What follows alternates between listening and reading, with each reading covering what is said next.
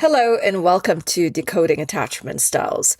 I'm your host, Annalisa Bahadur, and I am hoping if you've not done this already, please hit the subscribe button, the notification button, as soon as you get a new episode, or as soon as I put out a new episode, you're going to be the first to get it. And trust me, when it comes to decoding attachment styles, we want to be on top of this. I remember being in so many uncomfortable relationships with those who has or had an avoidant attachment style, and I knew nothing about what was going on, and not knowing was the hardest part of it because I felt like I was doing my absolute best to hold a relationship together, and it wasn't working out. It was so incredibly frustrating, as many of you who are anxiously attached and are listening to this podcast would be able to relate to. So the reason that this podcast is here is to bring about awareness. If you're new to the podcast, welcome. If you've been listening to me for a while, thank you so much for supporting this podcast. Thank you so much for the letters that you've sent in, the notes that you've sent via social media. I want to thank you. I am incredibly grateful. Today's episode is on what to look for in the first 90 days, and I'm sharing every mistake that I've learned from. This is about how attachment styles show up in new relationships. What I often hear from my client is that, hey, Annalisa, everything was so great. This person was consistent. They were reliable. I felt like I found my person. And then about 3 months in, 3 to 5 months, that's when things started to change. They started to pull away, and I didn't know what the heck was going on. And now that I have learned a little bit about attachment theory, I feel like I might have been dating someone with an avoidant attachment style. I get it. I've been there. Those of you, again, who've been following me for a while, you know I'm in a relationship with someone who leans more fearful avoidant, but has been in therapy for decades. So this is someone who is very self-aware, someone that I have been enjoying a quite fulfilling relationship with. But I have been in these relationships in the past where you meet someone, it's so incredibly exciting, it's going well, you think that you're building on a strong foundation, but you don't realize that what you're doing is not going to help the relationship in the long run. So this particular episode is about what to look for in the first 90 days. What's it called, right? What do we call that 90 days? We call it the honeymoon phase. It feels like butterflies. It's blissful. And look, sometimes it is. But here's what we're not really hearing about. We're not hearing that the 90 days, the first 90 days, is also the time when your attachment style is kind of working overtime, often in ways we can't see it. What I mean by that is this is deep within our subconscious. And if you're not paying attention, you can end up ignoring all of the red flags that can range from this person isn't right for me, all the way to this person can be dangerous. You know, a lot of us, we've heard these stories where someone might have felt something terribly off and they got involved. They pushed through that fear. They talked themselves out. They probably said, oh, this is all me.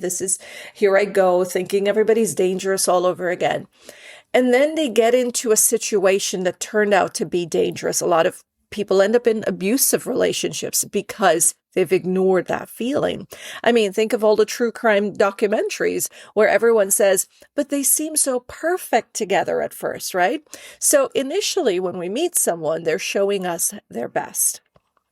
Now, beyond the extreme cases, there are the everyday dangers like moving too fast or losing yourself or ignoring your gut like we were just talking about, and making major life decisions before you actually know who the person is.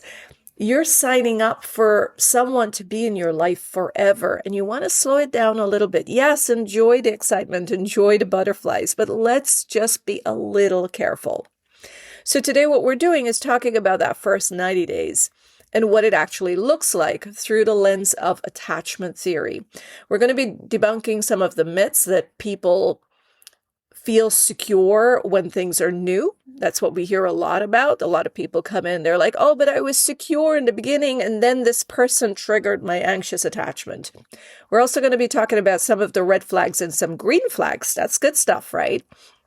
And I'm going to be sharing some of my own personal journey with you of how my partner and I, we got back together and the way I treated this new relationship that we were building.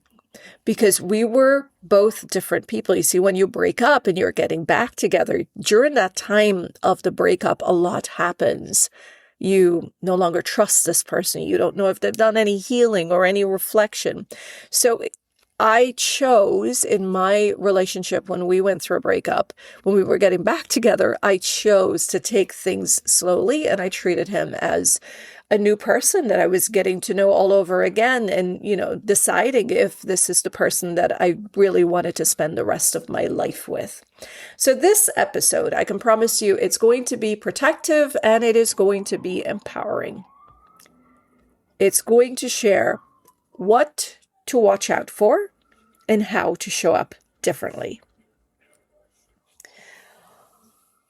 All right, welcome back to Decoding Attachment Style. We are starting with the honeymoon phase lie, because I believe that's what it is.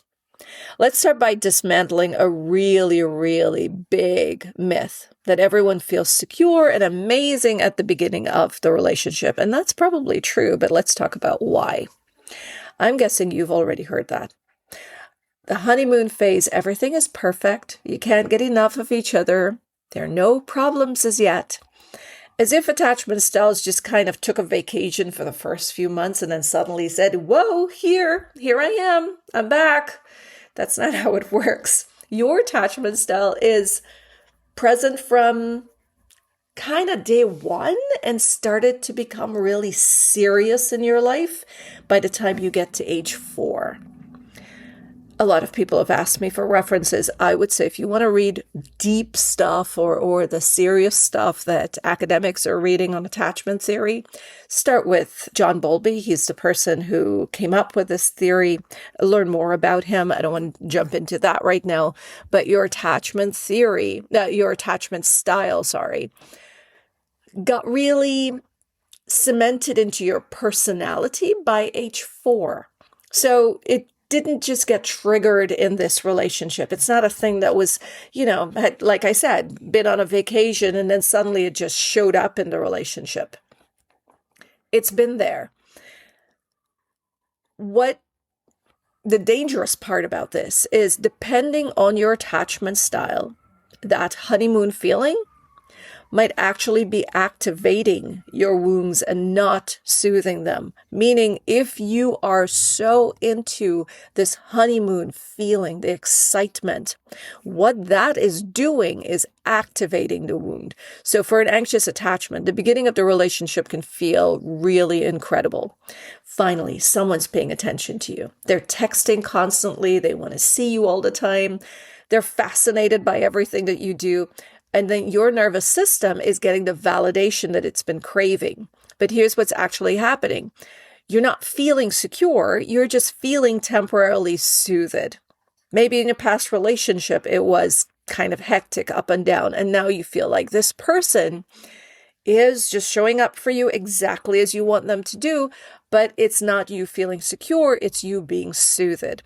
And if this is triggering, I get it. But what I would ask you to do is practice some breathing techniques right now. Let's just make it through this episode. If it is too triggering for you, of course, drop the episode. But if you want to have a clearer understanding of what might be happening internally, I'd advise you to stay. So, as I was saying, you're feeling a little temporarily soothed. And the intensity of that early attention can actually be the red flag and not a green one, especially if it's coming from someone who's love bombing you, moving way too fast. Are they deliberately love bombing? I don't believe so, but it is moving too fast. They're coming from their own wounds as well, right? Or, like I said earlier, this could be a dangerous situation. You just want to be careful and recognize that this person is moving in a little too fast when they don't know you just yet. Or if they're trying to isolate you from your life, if they're trying to say to you, if they're saying things to you like, yeah, you could always see your friends later, why don't you come see me instead? Or why don't you cancel on that appointment that you had and so we could hang out? That is isolating you from things that are or should be priorities in your life. The anxious attachment in the first 90 days often looks like saying, I love you too soon, right? 90 days. No one knows you enough to love you. Spending every single day together. Canceling plans with friends to be available, like I just mentioned. If they're encouraging it or if you're doing it. If they're encouraging it, they're moving too fast. If you're doing it, if you're canceling your plans with your friends to be available, waiting for them, if you're constantly checking your phone, then you are activated, meaning your anxious attachment is activated. If you're feeling like you can't function when they're not around, or if you're ignoring things that bothers you because you don't want them to run away, you don't want to feel like you've ruined it by speaking up, that is your anxious attachment. So you want to look out for those things. Let me quickly recap. I love you too soon, spending every single day together, canceling your plans with your friends to be available, constantly checking in on your phone, feeling like you can't function when they're not around, ignoring things that bothers you because you don't want to ruin things. That is your anxious attachment. For the avoidant attachment, the beginning might feel comfortable,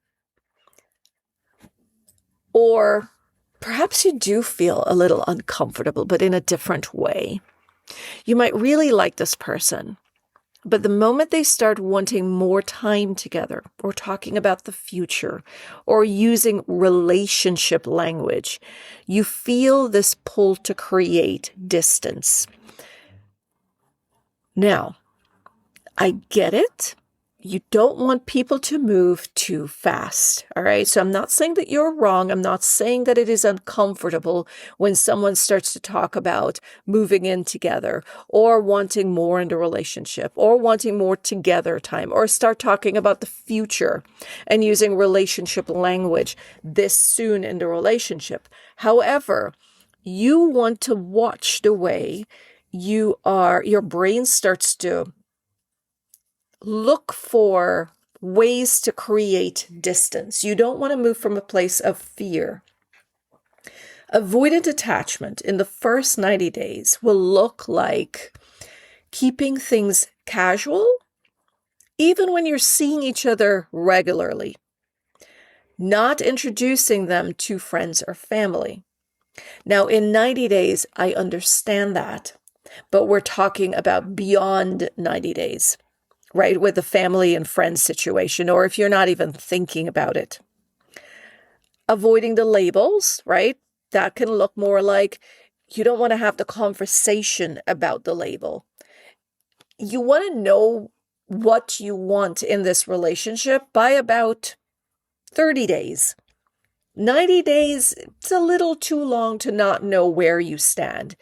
In 90 days, you may think, okay, this is not someone I'm really certain I want to meet my friends and my family just yet. Maybe my friends, have my friends' opinions, hang out, see how this person interact with the people that I care about. But if by 30 days you're not sure of if you want to be in the relationship, the thing is, a secure attached person by 30 days, they're going to say, wait a second, this is not working out for me. I'm seeing some stuff here that I don't think I'll be able to manage in a long-term relationship, and they will step away, right? 90 days for sure, they know what they want here. If they're not comfortable with certain things in the relationship, they're going to speak up. 90 days, they're still looking. 90 days, if things are, let's just say this person has a pattern that they've spoken about twice, nothing's really changed, but they're seeing some effort, they're not going to introduce the person to their family just yet. They're going to give the person some more time, give themselves some more time to feel comfortable with this huge decision. They're an avoidant attached person in the first 90 days. They're going to start feeling annoyed when their anxious attached partners start to text, okay? If they're texting too much, they're going to start picking fights about small things. And this is a way to create some space. And oftentimes, we've heard this from many persons who've been with avoidant attached people who have not yet healed their attachment wound or have not been in therapy, not been doing any work. You hear them say, it feels like they have one foot out the door, just in case. And you're not wrong. You are correct. What we also want to do, and I just want to shove this in here in this second, there's a difference between an avoidant and anxious attached person who's working on their healing, not just talking about it, but actually in therapy, actually meeting with a coach, actually reading up on it. You see them reading, you hear them talking about it. And I talk more about that on social media, on Instagram. And there is a difference with those who are not doing the work. Okay, you are going to have trouble in the relationship with those who are not doing the work. Let's get back to the topic. For the fearful, avoidant, attached person, this is the one that may seem, and again, we're talking about unhealed, right? These are the ones, the fearful, avoidant, where they're a little dismissive and they're a little anxious. So they want a relationship, but they don't need it. And they want one, but they're afraid that if they get too involved with this person, then this person could very well leave them like everyone else have. And that then they're going to end up with that pain. And so you would also notice that in these relationships, you might have found, someone, you have this great time with them, incredible weekend together. And then suddenly they pull away and you feel this massive disconnect. And then you ask them like, hey, what's going on? Something seemed to have shifted. And they're like, no, everything's okay. But you could feel it. You know that something's shifted. You're right. What's happening is that maybe they don't even know what the heck's going on. Maybe they start to think that, you know what, I had a really good time. I could really like this person. But you know that ex who promised me that they were going to stick around no matter what? That ex who said, oh, show me your worst side, and of course I'm going to love you no matter what. And then that person left? Well, what's to stop this one from leaving? And I went through a lot of pain with that breakup. I felt regret. I felt shame. I felt horrible because that person told me how monstrous I was to them and how much I hurt their feelings. So I had to deal with that shame. I had to deal with the guilt because I couldn't speak up as well, and the shame that I couldn't speak up. So there's a lot of chaos in their breakups, and they just don't want to go through that again. So the fearful avoidant will be the one to do more of that push-pull. They're pushing you away when they get too close because they don't want to feel the pain of losing you should you choose to leave, or the pain of criticism and judgment and the horrible, what's the word I'm looking for? You beating them down. They don't want to deal with that. They've dealt with it enough. So they'll push you away. But then when you start to leave, they miss you. Who doesn't miss a good thing? And so they bring you back. And then that cycle just continues. There is an episode I did on how to set boundaries. I would suggest you listen to that episode on tips on how to deal with situations like this. But let's continue now about secure attachment in the first 90 days. If you have not grabbed your pen and paper or your notebook, I would suggest you pause and get that, because you want to know how to act secure until you naturally become it. Now, like actors, they take on the role that they're supposed to take on and they pretend. And, I think it was Jim Carrey who did it for The Mask. Don't quote me on this, but one of the great actors took on a role, and that's the role that he carried for the entire time, or it might have been the Joker. But what I'm saying is actors do this. You act the role you want to be in until you become it. Manifestation is the same thing. You act who you want to be. You become who you want to be long before it even happens. And so it becomes a part of you. So secure attachment, take all the notes that you can on becoming securely attached, or what a secure attached person does, and push through all of your fears and your discomforts to be that person. It means speak up when things are not going okay. Question things. Do not be afraid. Do not be afraid to look at the situation, the reality of things, and say, this is not working for me, and walk away from it. But, I digress. Let's get back to 90 days. What does a secure attached person do within the first 90 days? Secure attachment. It does not mean that everything feels perfect. They're not all zen and kumbaya. They're human beings with all of the emotions that every other human being will have. Secure attachment just means that the person can enjoy the excitement of something new, while they can also stay grounded in reality. It means that they're paying attention to how this person really treats them, not just how they make them feel. It means that they're moving at a pace that allows them to get to know each other, not just get swept up with the intensity. They're going at their pace.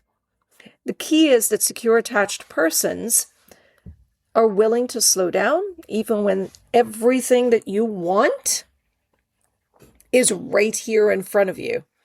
It's exciting, it's great, you want to speed it up, but they're able to control their pace and slow down because they recognize they don't know this person just yet.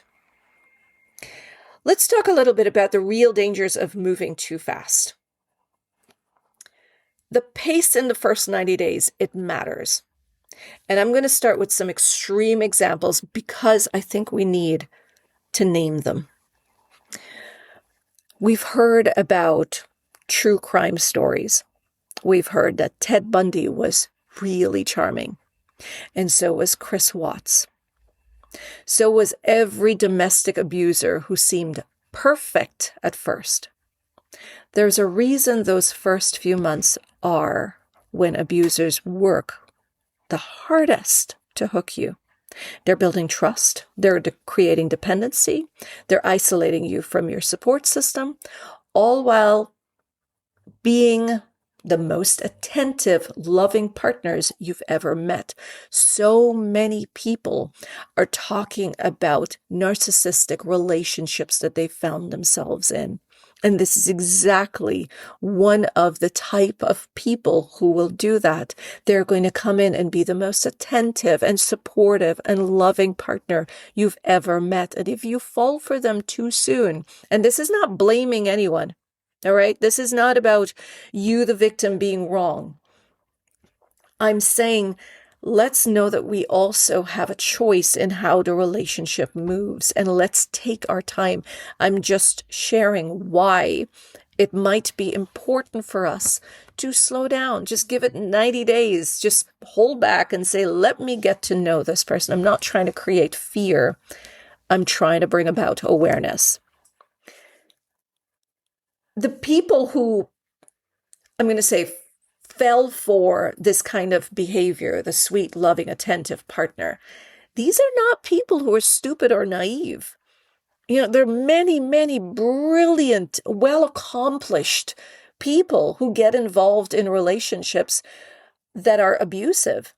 It has nothing to do with their smarts, but they're often people with anxious attachment and avoidant attachment, and they're starved for that kind of attention. So like I said, an avoidant attached person, a fearful avoidant attached person, yes, they want to be loved. Which human being doesn't want to be admired, doesn't want to be supported, doesn't want to be cared for? But it is that attachment wound that gets us overlooking the red flags. Because the thing is, we see them early. The red flags are there. There's so many clients I would ask, actually all of them, what was the first thing you saw and when did you see it that made you feel like, oh, something's off? It might have been a tiny, tiny thing. What was it? And every time I've heard, it's the first date. It's the first date. That person who opened the door for me, but then he put his hand on my lower back to help me through. It seemed like, oh, that's such a gentlemanly thing to do. No, touching another human's body is not okay. Not if you don't know that person, not if you don't know what that person's comfortable with. Opening the door, wonderful. Yes, we all want that. We don't want chivalry to be dead. Of course, it's beautiful. However, touching another person, lower part of their back, upper part of their back, it's a sign of moving them towards something. Nice. We're just moving them towards the door, right? But what's going to be next? What are we moving towards the next? It is a boundary with space. We're touching the human body. We don't know what that human being has been through, and now we're touching them. Some people get triggered by, I remember once I was at an open mic with Larry. He plays the guitar and sings. And I went over to the guy on the sound machine and I just gently touched his shoulder as, I'm from South America. We're touchy people, which is not okay. But I touched his shoulder and he spun around. He's like, could you please not touch me? And it hit me there. I was like, yeah, I'm so sorry. I didn't mean to offend you. But it also, I realized there that, yes, culturally, it might be okay for us to do it. From Guyana. However, for some people, we don't know what their trauma was like. We don't know what their traumas are. So, invading their space is a very, very tricky thing to maneuver. So the red flags that you want to look for that might show up in the first 90 days. One, in moving too fast, right? Talking about moving in together, talking about marriage or having kids within the first few weeks. Wanting to spend every single day together. That's not an exaggeration. Saying I love you within days or weeks or even 3 months, like I did. I remember Larry and I were recently laughing about this, that I told him that I loved him after 3 months. And now we're thinking, yeah, we didn't know each other. But of course, at that time, I was still very anxiously attached, working on my healing. But that was not something I was able to see. It was only until the breakup, and I'll explain that. I'll talk a little bit more about that later on, that I was able to look back and say, wait a second, 3 months of saying I love you? I don't know this human enough to love them. Yes, I really liked him, but love, where was that coming from? So we have to ask ourselves. The isolation tactics, it's another red flag. If they get upset when you make plans with friends, if they want to know that they're going to be the number one priority, that they're your everything, if they make you feel guilty for having a life outside of the relationship, not wanting you to make friends or meet your friends or family, or not wanting you to meet theirs. Those are some isolation red flags that you want to look for. Let's talk about intensity that is disguised as passion, which is a red flag. Constant texting, dozens of texts a day. Yes, I know some of you have never done that, but trust me, I've been working in this field for quite a while, and there are many, many people who do this. They text multiple times in a day. If they get upset if you don't respond immediately, that's a red flag. It is not passion. It is not that I really love you. It is intensity. It's that need to be validating. If they're showing up unannounced, oh my gosh, showing up at your home, showing up when they know that you're with friends at a restaurant or dinner or at a bar, or, oh, I just happened to be here, or my friends just wanted me to be here. Showing up at your workplace, making grand gestures that feel more like a performance than genuine connection. Okay? The really big gifts that you've asked them not to get you, right? That is not passion. If they're asking you about everything in your life, if they want to know every move you make, everything that's going on, but they're sharing very little about theirs, or if they're pushing you to share and you're not ready for that, or if they're doing some massive trauma dumping, like telling you about everything that's been going on in their past and all the heartbreaks they've gone through and the ex who treated them badly or what's happened in their childhood, look for that. But also what you want to look for is, how are you receiving it? If you're comfortable with receiving it, you might be a fixer, right? You might feel valued when someone is sharing this much with you, and your value comes from knowing that you could, or believing that you could help this person. So also look at yourself here. Are you comfortable with that much being poured out on you? Some boundary violations, if they're pushing past your no, whether it's physical, whether it's sexual or emotional boundaries, if they are trying to coax you into doing something that you already said you don't want to do, that is a red flag. Testing to see what they can get away from. Okay, so pushing boundaries. Let's say that you just met the first time and they want to kiss you and they lean in and you push back and say, "Hey, I'm not there just yet." And they're like, "Oh, but come on, we had such a great time and why not?" That there is a red flag. And you want to watch out for it, because what's going to happen is, as the relationship develops, that does not go away. The testing to see how far they can get with you. A big red flag, not that the others aren't, but another big red flag, I should say, is love bombing followed by devaluation. That's a huge one. There's so many heartbreaking stories that I get on this. Someone really moving in there intensely into you for weeks, and then suddenly they pull back or they criticize you. "Oh, it's because of you I'm doing this." Okay, fine. If you feel that way about someone, if you feel like they're doing something, be kind and just say, "Hey, I realize we're not in alignment and I'm going to leave this." Now, the push and the pull, what it does is it creates this addictive cycle. And you're always going to try to get back to that high that you felt in the beginning. And that is why this one is one of the most dangerous, because you're feeling loved and then you feel criticized. And when you're feeling criticized, you want to feel loved again. And it keeps going on and on and on. And you keep trying harder and harder and harder, not realizing that it's a cycle that you should not be in.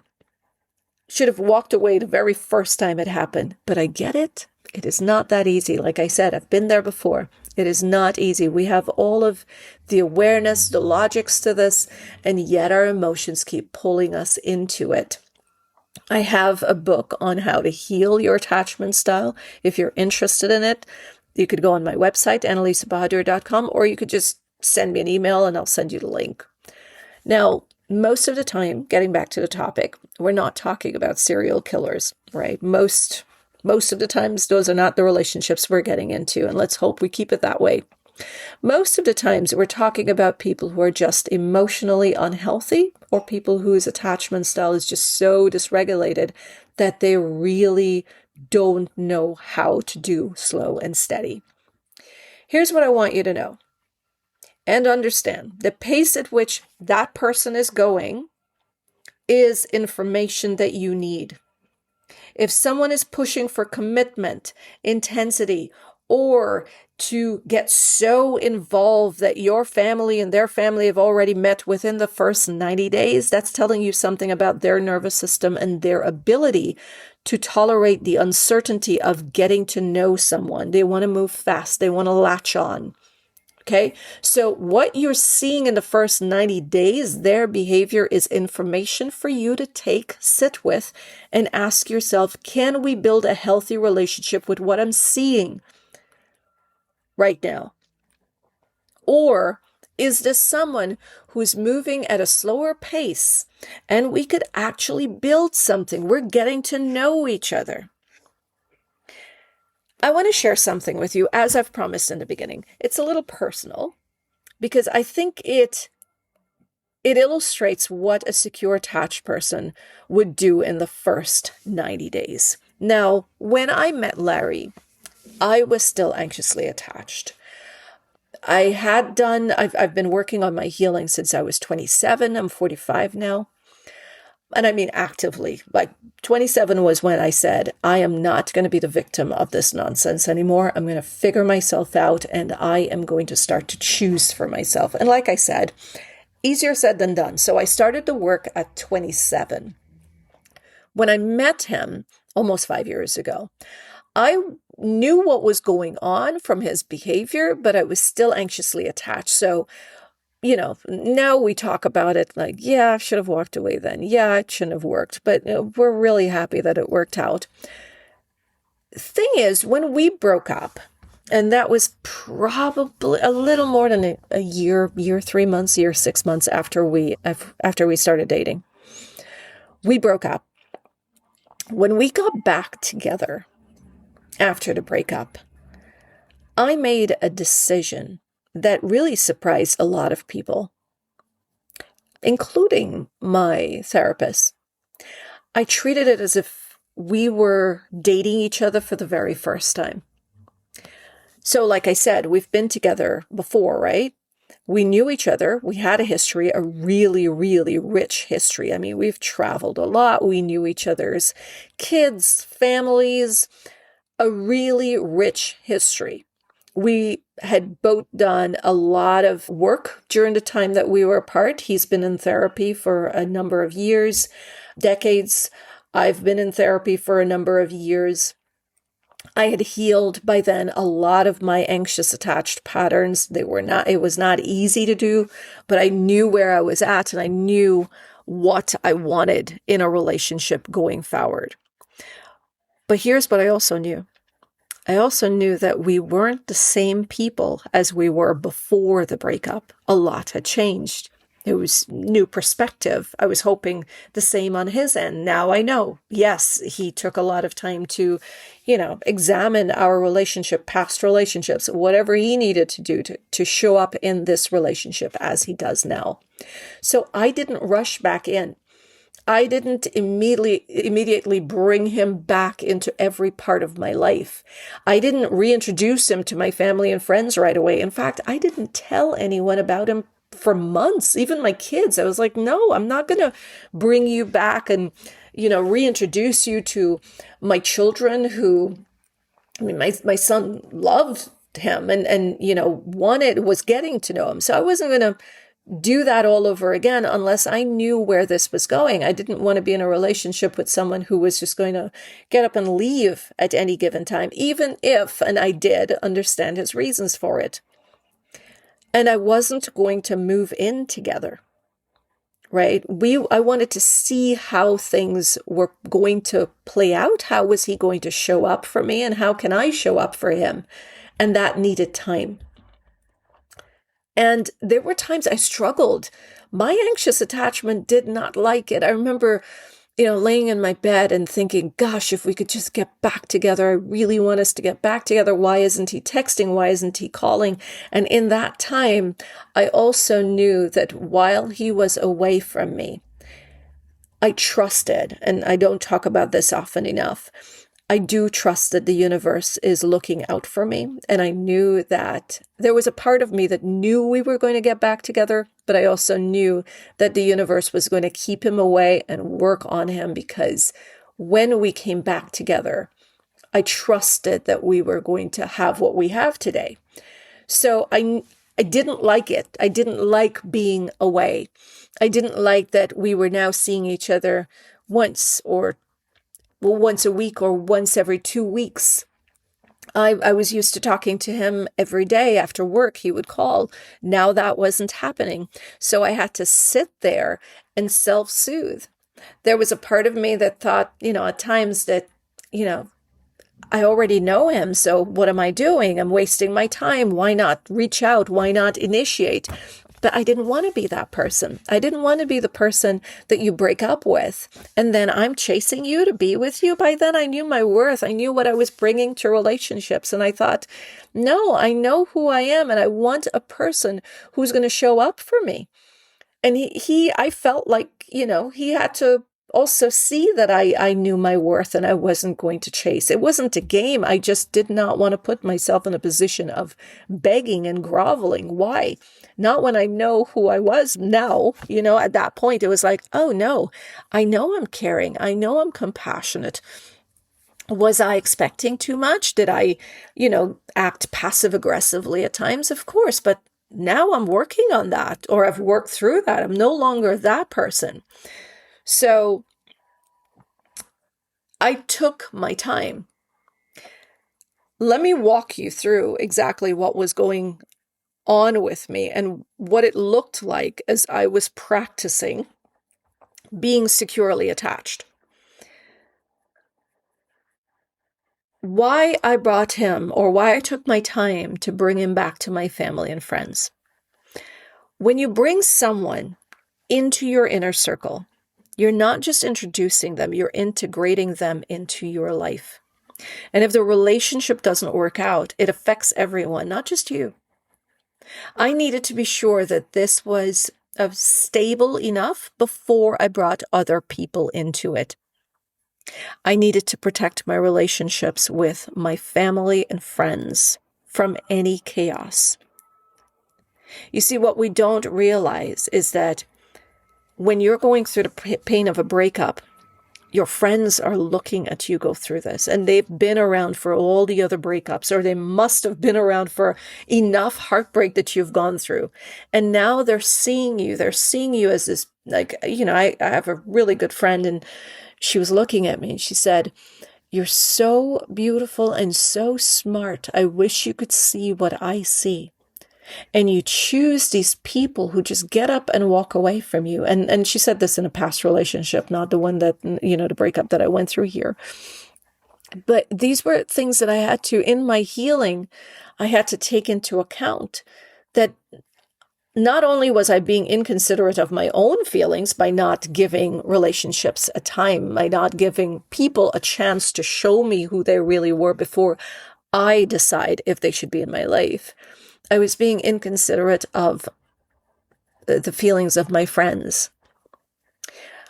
Why did I move so slowly with my kids, my precious, precious kids? Right? That's a non-negotiable. Kids get attached. Why didn't I see this in the past? Why didn't I know of this in the past? Because I needed to feel validated. And now in my healing, it's like, whoa, wait a second. I'm introducing my kids. And if you're constantly bringing new partners around or bringing the same partner back and forth, what we're doing is we're teaching our children that relationships are unstable and that adults cannot be trusted to make good decisions. Oh man, I cannot tell you how hard it has been to work through these issues with my children because, I have 3 girls with an ex-husband. That ex-husband and I, of course, we broke up. The girls were very young. I got married again when I was 30. That marriage did not work out. We have a son together.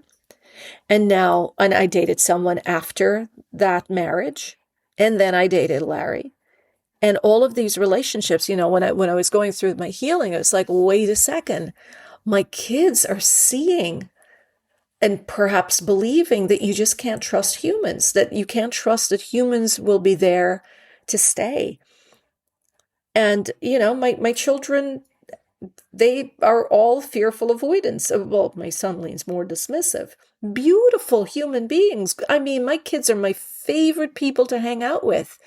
But I can see how the way I showed up as, I wouldn't say a parent, but as a human, the way my attachment wounds affected me, what they were witnessing. My kids saw me hurt.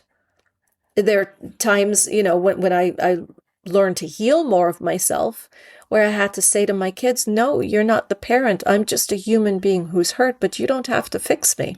And that's a big thing with attachment styles, right? Attachment styles are also developed when the child feels like they need to parent the parent so that the parent can be a safe space, calm enough to be the parent again. So what my son, my son, I believe, got the better version of me as a kid. What I have to say to him is, look, mommy's human. Mommy's going to feel some pain sometimes. And when I'm going through it, I'm just going to ask you to be patient. Give me 5 minutes. And of course, he's super young. He's really young, but he's been so good with it. So if he sees me crying, he'll sit there quietly. And then when I'm done, he would always ask, do you feel better now, Mom? Yeah, feel better. I can be mom again. But you don't have to be my parent. Okay, so bringing kids into these relationships, and again, this isn't to throw blame or anything of the sort. I know we're all struggling, figuring ourselves out. We're still learning so much about ourselves. I'm just hoping that with sharing this information, you catch it faster than I did. I needed to know that the relationship was solid, that my partner was committed not only to me, but to the reality of my life, which includes my children. I wanted to see respect. And I needed to see how he showed up over time, not just how he showed up when everything was new and exciting. So I was giving it time. Why did I think through every decision as carefully as I did? Secure attachment doesn't mean that you don't have feelings. Of course, I wanted to tell the kids about him. Of course, I wanted to tell my friends. It doesn't mean that you're not excited or in love or hopeful. Man, we broke up. I knew we were going to get back together. I knew it was a process that we had to go through. I knew we had to learn. And because he's been in therapy, because I've heard the way he spoke, I knew that this guy can sit with his awareness and work through his wounds. I just knew that at that time when we broke up, we couldn't be together then. We needed space apart to reflect alone without the other person being there. What secure attachment means is that you can hold your feelings and your rational mind at the same time. So I would notice when I wanted to rush. I would notice when my anxiety or more my anxious attachment was pushing me to move faster and to feel more secure. Look, we met sometimes for dinners and he'd say, do you want to continue? And it would break my heart to say, I'd love to. However, I think I should head home. To cut the time short. I didn't want to. I wanted to move faster. When he asked, do you want to come home? He still called our place home, even though we had broken up. It felt so good. But I had to fall in love with my own space. I had to fall in love with me getting to know me. And I had to say, maybe another time. And he knew. This wasn't games for him. He knew I was pacing myself. At no point did I hide that from him. You need to make decisions, or we need to make decisions from a grounded place, from knowing what we want in a relationship. Every decision, when I have him meet my friends, when to introduce him to my kids, when to make future plans, when to have conversations about commitment, everything became intentional. It's been years since we got back together, and I still do it. He still does it. I watched the way he would have a conversation with me. Calmly, he'd sit there, he'd process what he needs to say, and then he says it, and he waits patiently for my response. And then sometimes I can't respond right away. I come back to the table. I started practicing this as we moved back into the relationship. It's not playing games. It is being intentional. It's protecting yourself, the people who are important to you, and the relationship itself.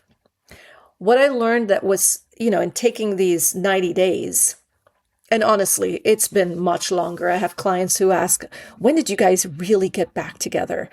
I really don't know. It's just it's like a tree.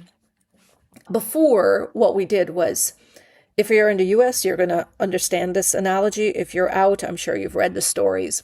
So it's like a tree. When we first met, we got the tree, we got the seed We dropped it. We didn't dig a hole. We didn't put it into the earth. We just dropped it there. And we started to quickly water it and put a lot of light on it. We didn't cover it at any time. And it kind of gave like a little sprout, and we got excited. It's like, oh my gosh, this is a full-blown relationship.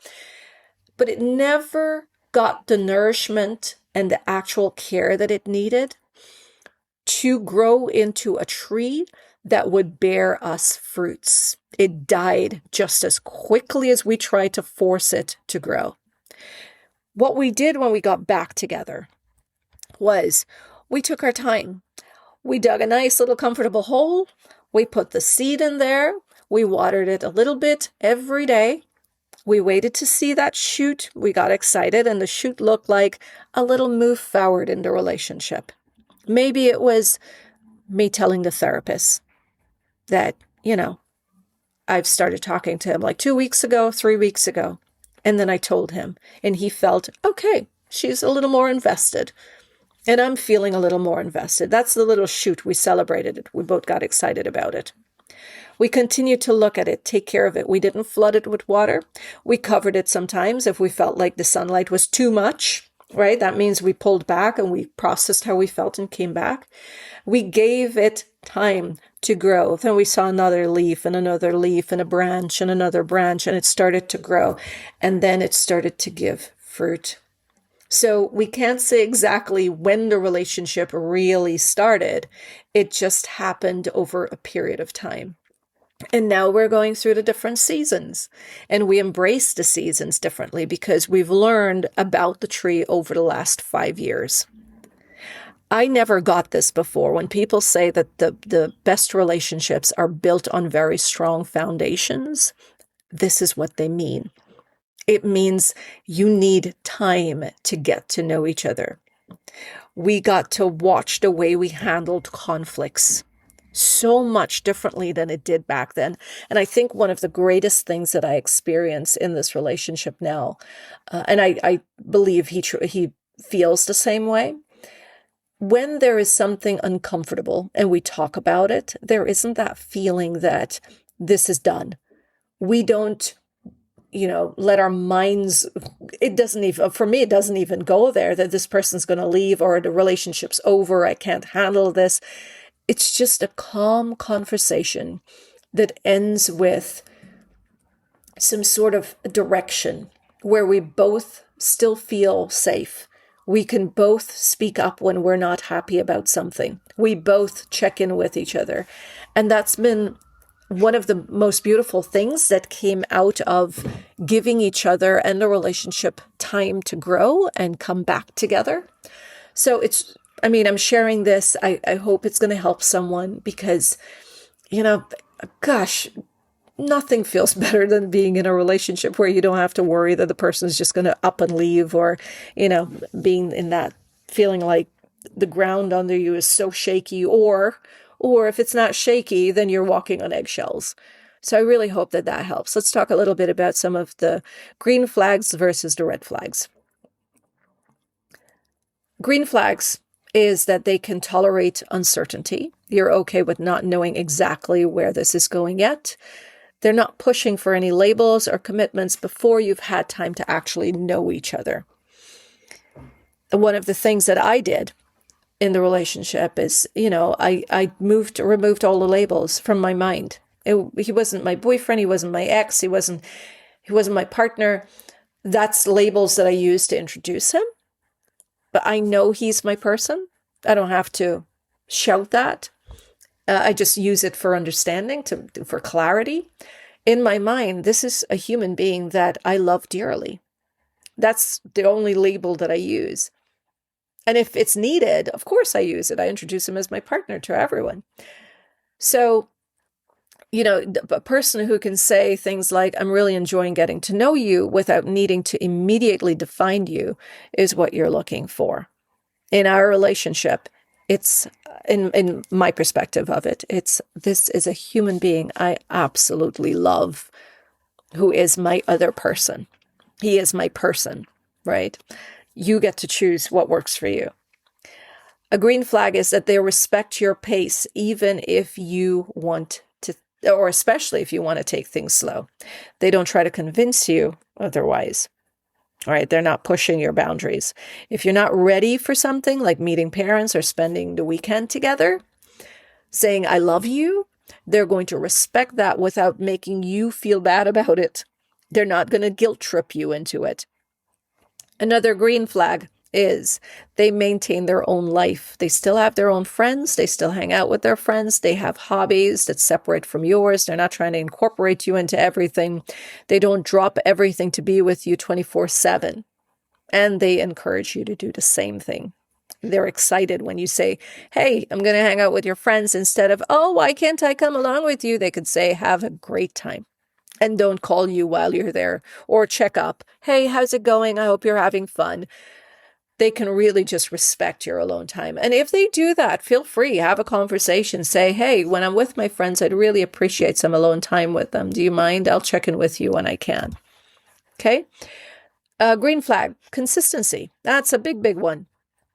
You want to make sure that their behavior isn't fluctuating, especially if it's wildly fluctuating. One moment they're good, the next moment they're upset. You don't know exactly what to do. If you put the cup down on the table, that might upset them. So now you're really walking on eggshells. They don't go from texting you all day to then disappearing for 3 days. When someone calls me or reaches out and they're like, hey, my partner just disappeared for 3 days. Is that normal? No, that's not normal. You're not in a partnership. You're in, oh gosh, I can't believe I'm going to use this word, a situationship. And that alone tells you the health of it. If it's not a relationship and it's a situationship, that tells you what's going on here. It is not a relationship. Which one do you want? Do you want the situationship? Because that's what it is. I mean, especially if you're labeling it that way. If you're reaching out and you're talking to your friends and you're like, yeah, I'm in a situationship. What's going on here? Yeah, that's it. You're in a situationship. It's a limbo. It's not knowing where you are. You get to choose. Okay? They don't go from texting you all day. And in a relationship too, you don't want to be texting each other all day and then disappearing. Also, look for, they don't go from you're really amazing to I really need space and back again every week. Now, if it's you're amazing and then time moves on and it's like, oh, I think I need some space. I need to pull back a little bit. This has become a little overwhelming. And then they take about a day or two, come back and tell you what was overwhelming. We could work with that. But if it's this back and forth, oh, I love being with you. I need space. This isn't working. Oh, I can see this working with you. I have a great time with you. Yeah, I'm not really sure. This is a little too much. That is what you want to look for. That is hot, cold. That's push, pull. You also want to watch for their words matching their action. If they say they're looking for something serious, then they're going to act like it. If they say they value communication, they are going to communicate. If they say that they respect boundaries, they are going to respect yours. A quick reminder here that there is a difference between how an avoidant and anxious attached person will show up when they're doing their healing work. Oppose someone who has not been doing their healing work. So this isn't like a blanket for everyone, right? While we have similar attachment styles, the wounds are different and how we show up are different. We are complex human beings. So this isn't a one-size-fits-all kind of thing. Another green flag is they are curious about you. Not just infatuated, but they ask real questions. They want to know about your values, your goals, your family, and your past. And no, this does not happen on the first date. It does not happen in the first week. It does not happen in the first 2 weeks. It happens over a period of time. You don't want to go on a date and it turns out to be an interview. Why? Because what do we do at interviews? We tell people what they want to hear. You're not getting the truth. You're going to get a version of something that you want to hear. So, and maybe someone says, I notice I do that flaky thing in past relationships. Watch your mind. Is it saying, oh, this person's so aware and so vulnerable? then if you're going to ask that question, ask a follow-up question. What have you been doing about it recently? How have you been working on that? But these are things that people will show you how they're feeling, how they really think as the relationship develops. Okay, so make sure that they're not love bombing you with compliments and intensity. When they're love bombing you with compliments at the very beginning of the relationship, you really want to be able to say, like, you don't know me that well. I remember there was a guy who was interested in me for a while. Oh, a while ago, not for a while ago. And it was like, 3 or 4 weeks of having conversations. And he was like, oh, I could see how our kids would get along. And really? You've never met my kids. You don't know anything about my kids. I've never met your kids. I don't know exactly what your kids are like. I don't know if they're going to get along. Not because they're the same age, not because they're of the same culture, not because there's similarities between us. We like the same music. That is not enough to say if two people will get along in the long run, right? After about a month and a half talking about where we could live and where, I was like, well, no, at least ask me if I want to move to those places. You don't know me. So when someone starts talking to you, this love bombing thing with you, you have to be able to pull back and ask, like, what the heck do you know about me to think that, all these compliments are so real and valid? And again, when someone's speaking to you, you get to know more about them. Look for how they handle feedback if you bring something up that bothers you. Can they listen to it without getting defensive or making you the problem? Right? That's a big one. Look for their ability to apologize or lack of. Right? That's huge. A relationship is not going to work if the other person is unable to apologize, to own up. And can they adjust their behavior? Even if they make small changes, can they, adjust their behavior?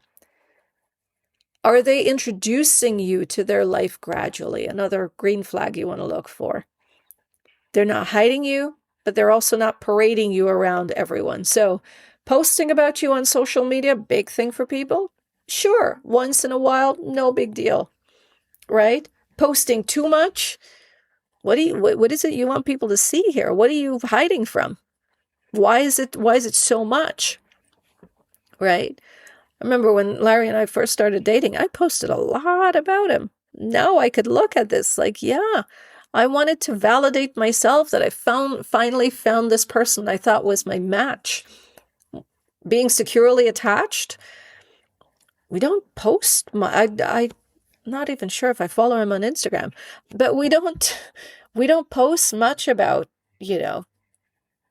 us. A lot of that has become very, very sacred, private to some degree. I'm trying to get him on the podcast, so that's why I said to some degree.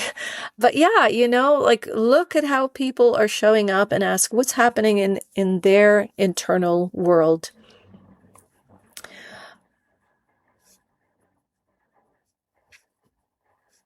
Yeah, hang on. Oh, okay. So I would have notes here. So I want to just make sure that I'm giving you all of the information I possibly can to make sure that in this relationship or in future relationships, you're not making the same mistakes as I've made in the past. All right, let's talk a little more, some more red flags that you might want to look for. So red flags, they want to lock you down immediately. They're talking about being exclusive, moving in together, long-term commitment before you've even had a real conflict or seen each other in a different context. I remember my son was about 7 years old, and I told him, I said, oh, your sister's dating someone. Isn't that exciting? And he looked at me, he's like, how long has it been? And I was like, oh, it's about 2 months. And he's like, oh, have they had their first fight as yet? Now, this is a 7-year-old kid. Maybe one day I'll have him on the podcast too. I said, no, I don't think they've had a fight as yet. And he said, oh, well, you really don't know about a person until you see how they have their first fight. I was like, that was a big one for me. But yeah, you don't know. You don't know if they're going to stay there, work it out, or they're going to bolt or get defensive, blame you. So yes, wait to see how you deal with the first conflict. That usually does not happen within the first 2 to 3 months. A red flag, they isolate you, they get weird when you mention friends or family, and they want all of your free time. or they may make you feel guilty for having a life outside of the relationship. Look out for that. They're inconsistent, the hot and cold we're talking about here. Intense and then distance, all over you, and then they're pulling back. And this is not mysterious or passionate. It's just unstable. That's going to lead to you walking on eggshells. The boundary that you put, they push against it. Even if they do it playfully, it's still disrespect, man. Okay? You say you're not comfortable with something and they keep bringing it up, joking about it, or doing it accidentally, or throwing it in your face during fights. That's not okay. Trauma dumping early, sharing their whole life story on the first date or the first few weeks. That is a red flag. Not because the trauma is bad, but because it's a manipulative tactic that may not even be deliberate on their part. Why is it manipulative? And again, subconsciously, right? It creates this false intimacy, and it makes you feel like you owe them something. Fix it, support it, understand it, don't mess up like their ex did, kind of thing. So watch for the trauma dump. They don't want you to know them. They ask you a ton of questions about you, but they don't really share anything that's real about them, how they felt about something. They may share about events, but never really how they felt about it. They're vague about their past, their family, or their life. Okay? What that does is it creates sort of like a power dynamic. I have all the information on you. You have nothing on me. I'm a mystery. I'm the one in control. And look, when it comes to attachment styles, when it comes to human beings, most of the times I want to believe that these are not deliberate, unless you're dealing with a psychopath or a sociopath or a narcissist, right? In attachment theory, it's not the case. The avoidant attached person will not always share a lot about themselves at the go because they're afraid. They've had people throw that stuff right back in their faces, so they don't know if you're going to do the same thing. So what they do is a lot of testing. I'll give you some information, see how you handle this before I give you some more. Okay? All right, another red flag, they can't handle any conflict. The second you disagree with something or you bring it up, it bothers them. They shut down, they get angry, they leave for days, and they come back and never discuss it. They just expect it to disappear, be swept under the rug. You continue until the next one, and that's what you keep going through. A lot of people get into these dynamics, and then I hear from them, they are so incredibly exhausted. Okay, another red flag, they're moving on from something recent. If you just got out of a serious relationship, like within the last few months, and they're already all in with you, that's a red flag. Now, I am not one to point fingers at anyone. This is something I've learned for myself repeatedly. Getting out of one relationship, jumping into another one. Now I know it takes a long time for that person to process their past breakup and heal from it before they can be ready to give you what you need in a healthy relationship. They need that time. We can't fix them. We can't help them get over that person or process their feelings. They need to do this on their own. We can be patient, but patience with expectation that it's going to get where we want, that's setting ourselves up for disappointment. What would a secure attached person do? They're going to pay attention. They're going to notice patterns. And it's not going to override their gut feelings if something feels off. It's not going to make them rush in for more if something feels good. They're going to ask questions like, how does this person handle when I say no? Are they interested in my life or just how I make them feel? Do I feel like I could be myself? Or am I acting? Am I performing? Am I anxious all the time, or do I feel generally steady? Now remember, anxiousness is a feeling that every human being will have. Anxious attachment is a different thing. So a secure attached person is going to ask, am I feeling uncertain, anxious all the time? or do I generally feel steady? Are we building something, or are we just high on these dopamine chemicals that's running in my brain? And here's the big one. Secure attachment is willing to walk away from something that doesn't feel good. Okay? If it's not right, they can walk away. Or it may feel darn good. But if it does not or will not work out for them in the long run, the secure attached person is going to say, well, this thing here feels really, really good, it doesn't feel right. So I'm going to have to walk away. I want to share some guidelines for the first 90 days. Now, if you are not in a relationship, this is going to help when you're getting into a new relationship. If you've already been in a relationship, and even if it's a year of this happening, the back and forth, the uncertainties and all of it, you can start all over in your head. You can stop today and say, wait a second, from today, I'm going to treat this person like a very new person in my life. Okay, a new date.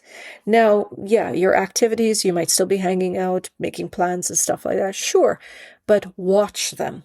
Spend the next 90 days looking at how they show up. And then ask yourself, is this the person for me? Let me give you some guidelines, no rules. Let's look at weeks 1 to 4. We're going to call this the discovery phase. You're still getting to know each other. You keep dates to once or twice a week, max. Now, if you're already in a relationship, you can still do this. You can still, Larry and I don't go on a ton of dates every week. We've got work, we meet with our kids. There are other things to do, meet with friends during the week. You know, you can have 2 days in the week for friends or kids. Then you have your hobbies, have other things to do. So you could still do that in a relationship you've been in for about a year. You could pull back. You could start doing other things on your own and watch the way they respond to it. Are they happy for you, or they suddenly don't like that you're not available to them? Don't text constantly. Let there be a little bit of space so that the other person misses you too. But don't do this as a game as well. Make sure in that space you're doing something for yourself. And don't make this person your whole world. Watch yourself as the way you're showing up in the relationship. Weeks 5 to 8, look for patterns. You've now seen each other enough times to notice the patterns. How do they communicate? How are they able to handle stress? How do they treat service workers, friends, and family? You've got to watch the way they talk to other people, because eventually when they get comfortable with you, that's exactly how they're going to speak to you. You might meet a few of their friends, or they've met a few of yours. Casual introductions and nothing heavy. You're probably seeing each other more regularly, but you should still have your independent time. And your independent time should be yours for the rest of your life. Married, kids, whatever, you need to have alone time. Because without you, you're just consumed with everybody else's life. Oh, and during this time, the 5 to 8 weeks is when you start to have real conversations about your values and your goals and what are the deal breakers. Weeks 9 to 12, you're looking for conflict and repair. Rupture, repair, conflict, repair. By now, you should have at least had one disagreement or something that was tense. If you haven't, someone is suppressing their needs. Someone's not being quite honest. As humans, we're not perfect together. We're very different. Conflicts will arise. How you handle the first conflict tells almost everything that you need to know, and how this relationship will move forward. And this is when you're going to decide if you want to move forward with a commitment or if this is even the right fit. Things that you want to wait for. Don't move in together. Don't move in together. Give it some time. Nothing's going to happen after 90 days. Give it some time. Meeting kids, consider giving it some time. Major financial engagements. You don't want to get too entangled too soon. Give that some consideration. Saying yes to big trips or commitments that would be hard to back out of in the first 3 months. You don't know each other very well. We don't know what can come up. Traveling with someone is a whole other ballgame. I know very, very well after all these years who are the people that I love traveling with. Making decisions about your life based on this relationship, like turning down a job or moving cities. Made that mistake in my past. Did not pan out very well. I'm glad I am where I am now, so that had to happen, but it was not the wisest thing to do. So take your time in making these decisions. Questions to ask yourself throughout the 90 days. Do I feel safe with this person? Really, really important question. Am I being myself? Do I feel like I can be myself? Or do I feel like I have to pretend to be somebody else? Because if I'm not that person, then they won't be able to know how to handle the real me. Are they showing me who they are, or are they just telling me what I want or what they think I want to hear? Do I trust this person with information about me? Do I trust this person? Another question you ask yourself is, am I ignoring things that bothers me because I don't want to ruin it? Am I walking on eggshells already? And I like this question. Would I want my best friend to be in this relationship? For me, I often ask, do I want my kids to be in this relationship? Find the important person to you. Do you want your mother? Do you want your father? Find the important person in your life and ask, do I want them to be in this relationship? The most important thing is your gut already knows, your body knows, you have the manual. If something feels off, usually it is. And secure attachment means knowing to trust that feeling. Here's something I really wish someone had told me when I was anxiously attached. Going slow is not playing games. It is not strategy. It's self-protection, and it is a freaking wise thing to do. Remember, you don't owe anyone access to your whole life just because they're interested in you. You don't have to match someone's intensity just because they're giving it to you. And you get to move at a pace that's right for you. You get to choose. So, the first 90 days is not about finding a perfect person with no attachment wounds. It's about finding someone whose attachment style is compatible with yours. That is so important. We don't talk about it enough. It is finding someone whose attachment style is compatible with yours, or at minimum, someone who is actively working on their stuff and willing to meet you in the middle. That's all you're looking for. It is about moving at a pace that allows you to actually see who this other person is and not who you're hoping that they're going to be, who they can show themselves as, and, in this wishful thinking. It's important, so important, to trust your gut, to set boundaries and be willing to walk away from something that isn't feeling right, even if it feels good. And most importantly, it's about showing up as the most grounded and secure version of yourself, that even if your attachment system is screaming at you to speed it up or slow it down or do anything other than what you know is right, you are still going to stay grounded. Here's what I know for sure. The relationships that last are the ones that are built on a foundation of actually knowing each other, not just feeling intensity about each other, but actually seeing each other and choosing each other anyway. You can't build that foundation in 3 weeks. You can't build it by spending every waking moment together. You could build it by taking your time and paying attention and making intentional decisions. I said that, intentional decisions about you and how you let your life unfold and when you bring them into that life. Okay? If you're in the first 90 days of something right now, I hope that this episode gives you some clarity. If you're about to start dating again, I hope it gives you the framework that you're going to need going forward. And if you're reflecting on past relationships, like I do fairly often, I hope that it helps you to understand why some of them didn't work out and why that's okay and what you could do differently now. I really believe that we deserve relationships that are built to last. But that starts with how you show up in the first 90 days. I'll see you in the next episode of Decoding Attachment Style. I'm Annalisa Bahadur.